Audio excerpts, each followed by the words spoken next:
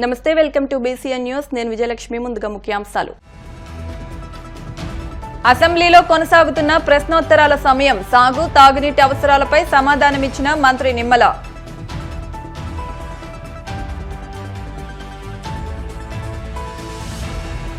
జనవరిలో నిర్వహించే హైందవ శంఖారావం బహిరంగ సభను జయప్రదం చేయండి. హిందువులకు పిలుపునిచ్చిన హైందవ శంఖారావం జిల్లా Pramukh Vamsi.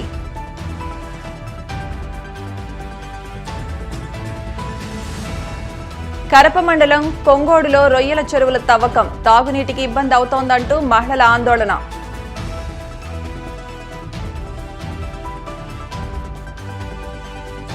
Social media activist Inturi Ravikiran భార్య సుజన ఆవేదన.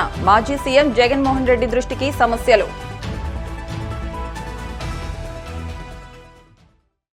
రెండో రోజు ఏపీ అసెంబ్లీ సమావేశాలు ఉత్సాహంగా జరిగాయి. సభ మొదలైన వెంటనే స్పీకర్ అయ్యన్న పాత్రుడు ప్రశ్నోత్తరాలను చేపట్టారు. దీనిపై మంత్రి నిమ్మల రామానాయుడు సమాధానమిస్తూ 4 జిల్లాలకు సాగు, తాగునీరు అందించేందుకు చింతలపూడి ఎత్తిపోతలను ప్రారంభించినట్టు తెలిపారు.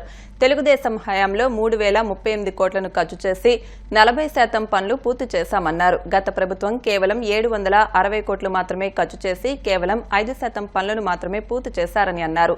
చింతలపూడి ఎత్తిపోతల ఆలస్యానికి గత ప్రభుత్వ నిర్లక్ష్యమే కారణమని మంత్రి నిమ్మల రామానాయుడు పేర్కొన్నారు. చింతలపూడి ఎత్తిపోతల పథకం ఏదైతే ఉందో పోలవరం, గోపాలపురం, చింతలపూడి, దెందులూరు, ఏలూరు, గన్నవరం, నూజివీడు, తిరువూరు, మైలవరం, నందిగామ దగ్గర మరి 10-11 నియోజకవర్గాలకు సంబంధించి 4 జిల్లాలకి సస్యశ్యామలం చేసేటువంటి విధంగా 4,80,000 ఎకరాలకి మరి సాగునీరు, అదేవిధంగా 25 లక్షల ప్రజలకి త్రాగునీరు తీర్చేటువంటి ఒక బహుళార్థ సాధక ఎత్తిపోతల పథకం మరి యొక్క చింతలపూడి పథకం అధ్యక్ష. అత్యంత ప్రాధాన్యత కలిగినటువంటి పథకం. ఆ రోజు గౌరవ ముఖ్యమంత్రి చంద్రబాబు నాయుడు గారు 2014-2019లో అత్యంత ప్రాధాన్యతనిచ్చి, ఎందుకు నేను ఈ మాట చెప్తూ ఉన్నానంటే, ఏదైతే 2014కు ముందు చింతలపూడి ఎత్తిపోతల పథకం ప్రారంభం అయినప్పటికీ కూడా ఆ రోజు 14కు ముందు 5 సంవత్సరాల్లో ఈ పథకానికి కేవలం 323 కోట్ల రూపాయలు, అంటే పనుల్లో 5% మాత్రమే 14కు ముందు 5 సంవత్సరాల్లో పనిచేస్తే, అదే 14-19 తెలుగుదేశం ప్రభుత్వ హయాంలో 3,038 కోట్ల రూపాయలు ఖర్చు పెట్టి, అంటే పనుల పురోగతిలో 40% పనులు 5 సంవత్సరాల్లో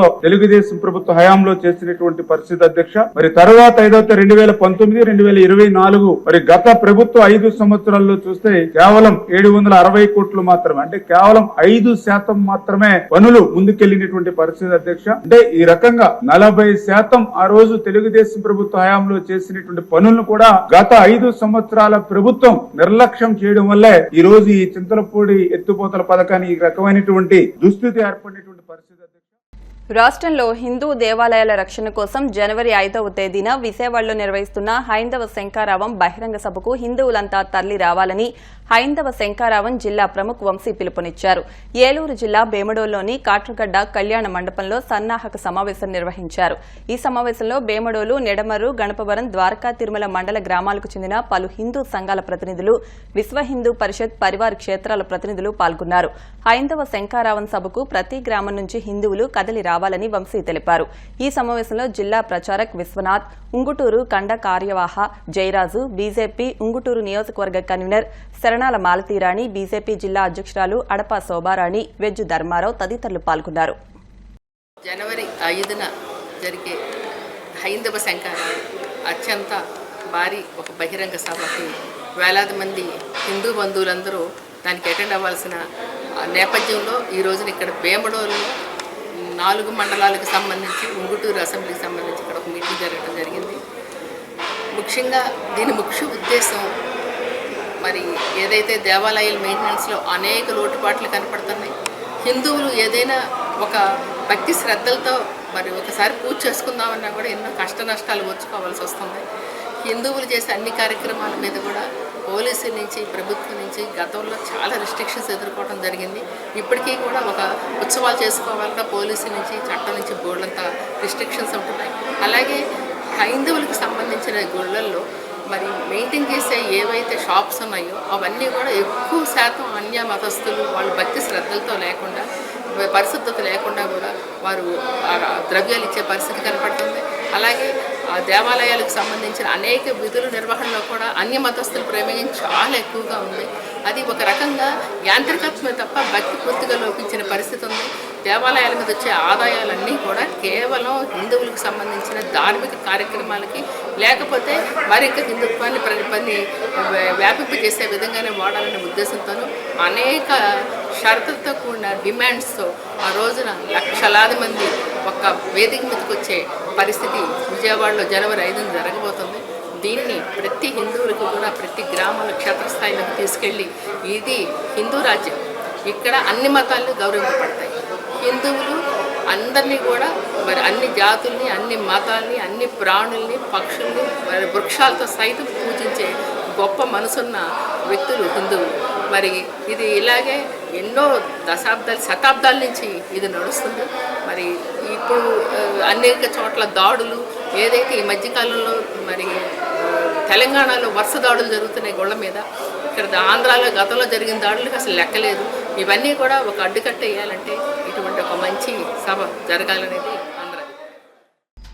మంగళగిరిలోని జనసేన పార్టీ కేంద్ర కార్యాలయంలో జనవాణి కార్యక్రమాన్ని ఉత్సాహంగా నిర్వహించారు. సమస్యల అర్జీలతో వచ్చిన వారి నుంచి సమస్యలు తెలుసుకుని వారికి భరోసా కల్పించారు.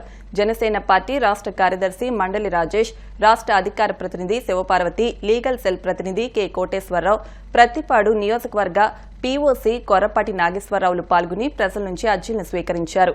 ఈ అర్జీలను పూర్తిగా పరిశీలించి వారి సమస్యలను పరిష్కరిస్తామని హామీ ఇచ్చారు. కాకినాడ జిల్లా కరప మండలం కొంగోడు గ్రామంలో ఇటుకల బట్టి స్థానంలో రొయ్యల చెరువు తవ్వడం మూలంగా అనేక ఇబ్బందులు పడుతున్నామని స్థానిక మహిళలు ఆందోళనకు దిగారు. మంగళవారం కాకినాడ కలెక్టరేట్కు చేరుకుని ధర్నా చేపట్టారు.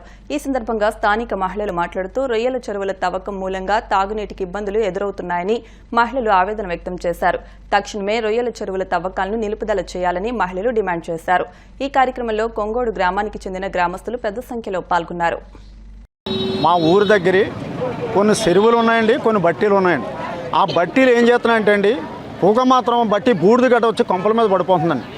కొంపల మీద పడిపోతాం. వాళ్ళు ఒక దాయి దోలుకున్నదప్పుడైనా సరే ఏం చేయడం చాలా ఇబ్బంది పడిపోతాం. సంటి పిల్లలు కూడా దారం నట్టకుంటలేదండి. సంటి పిల్లలు దారం నట్టకుంటలేదు.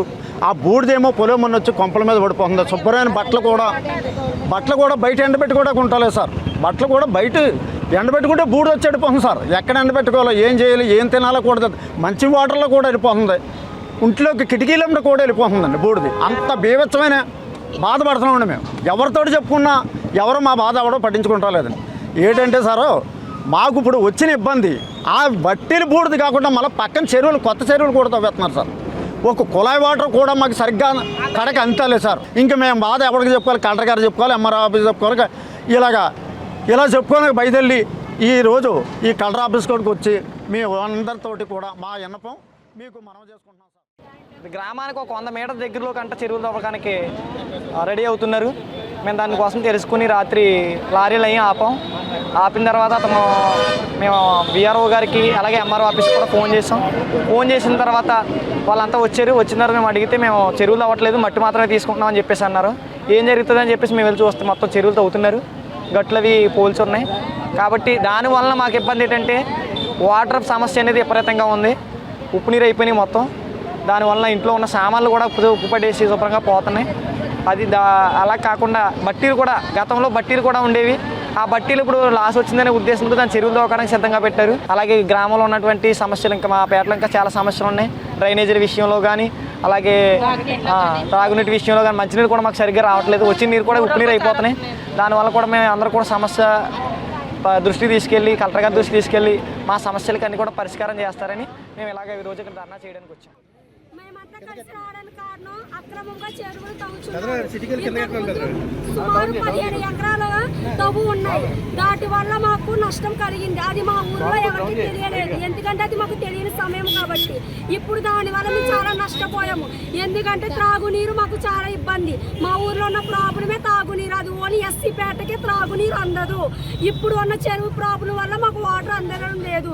ఎందుకంటే అక్కడ ఉన్న పైపులు వేసుకున్నా మేము, మాకు వాటర్ అందడం లేదు. ఆ చెరువులు చేయడం వల్ల మళ్ళీ మేము నష్టపోతాం. ఎందుకంటే వాటర్ అనేది మాకు లేదు. మేడిశెట్టి రామకృష్ణ గారు చెరువులు తవ్వుతున్నారు. పశ్చిమ గోదావరి జిల్లా గణపవరం మండలం పిప్పర్లో శివాలయం వద్ద సామూహిక సత్యనారాయణ స్వామి వ్రతాలు ఘనంగా నిర్వహించారు. ప్రపంచ శాంతి వర్ధిల్లాలనే లక్ష్యంతో ఆధ్యాత్మిక సేవా కార్యక్రమాల్లో భాగంగా శివాలయం వద్ద కొలనువాడు సుబ్బరాజు ఆధ్వర్యంలో ఘనంగా సామూహిక వ్రతాలు నిర్వహించారు. గ్రామంలోని ప్రజలంతా పాల్గొని తీర్థ ప్రసాదాలు స్వీకరించారు. భక్తులు తరలి రావడంతో శివాలయ ప్రాంగణం కిటకిటలాడింది. ఈ సందర్భంగా సుబ్బరాజు మాట్లాడుతూ కార్యక్రమాన్ని అత్యంత వైభవంగా జరగడానికి కారణమైన గ్రామస్తులకు ధన్యవాదాలు తెలియజేశారు. వచ్చే శుక్రవారం కార్తీక పౌర్ణమి సందర్భంగా శివాలయం వద్ద కార్తీక దీపోత్సవాన్ని ఘనంగా నిర్వహించనున్నట్టు సుబ్బరాజు తెలిపారు. పవిత్ర కార్తీక మాసాన్ని పురస్కరించుకుని పిప్పర గ్రామంలో శ్రీ పార్వతీ సమేత శ్రీ సోమేశ్వర స్వామివారి దేవస్థానం శివాలయం దగ్గర ప్రతి ఏటలాగే ఈ సంవత్సరం కూడా మొన్న ఆదివారం నాడు వన సమారాధన కార్యక్రమం నిర్వహించడం, అలాగే ఈరోజు మంగళవారం ఏకాదశి, ఈ రోజున ఈ సామూహిక సత్యనారాయణ స్వామి వ్రతాలు మొత్తం గ్రామంలో ఉన్నటువంటి అన్ని కులాల వారిని కలుపుకుని ఈరోజు ఈ సామూహిక సత్యనారాయణ స్వామి వ్రతాలు నిర్వహించడం జరిగింది. అంగరంగ వైభవంగా అందరూ కూడా విధిగా భక్తులందరూ కూడా పాల్గొన్నారు. వ్రతాల అనంతరం వచ్చినటువంటి భక్తులకు అన్నప్రసాదములు కూడా ఏర్పాటు చేయడం జరుగుతుంది. వచ్చే శుక్రవారం నాడు 15వ తారీఖు కార్తీక పౌర్ణమి అయింది కాబట్టి ఆ రోజున అంగరంగ వైభవంగా కన్నుల పండుగగా కార్తీక దీపోత్సవం కార్యక్రమం కూడా ఇదే శివాలయం దగ్గర ఏర్పాటు చేయడం జరుగుతుంది. ఆ కార్యక్రమానికి కూడా భక్తులందరూ కూడా విధిగా విచ్చేస్తారు. కావున మా పిప్పర గ్రామంలో మా ఏరియాలో ఉన్నటువంటి ప్రజల కోసం ఈ కార్యక్రమం ఈ మీ కొలవాడ సుబ్బరాజు ఆధ్వర్యంలో నిర్వహించడం జరుగుతుంది. ఈ పవిత్ర కార్తీక మాసాన్ని పురస్కరించుకుని ఈ కార్యక్రమాలకు ఇచ్చేసినటువంటి ప్రతి భక్తకోటి మా శైలికి అందరికీ కూడా మా యొక్క హృదయపూర్వకమైనటువంటి కృతజ్ఞతలు, అభినందనలు. అందరికీ కూడా కార్తీక మాసం శుభాకాంక్షలు. ఇప్పుడు కాసేపు ప్రకటనలు.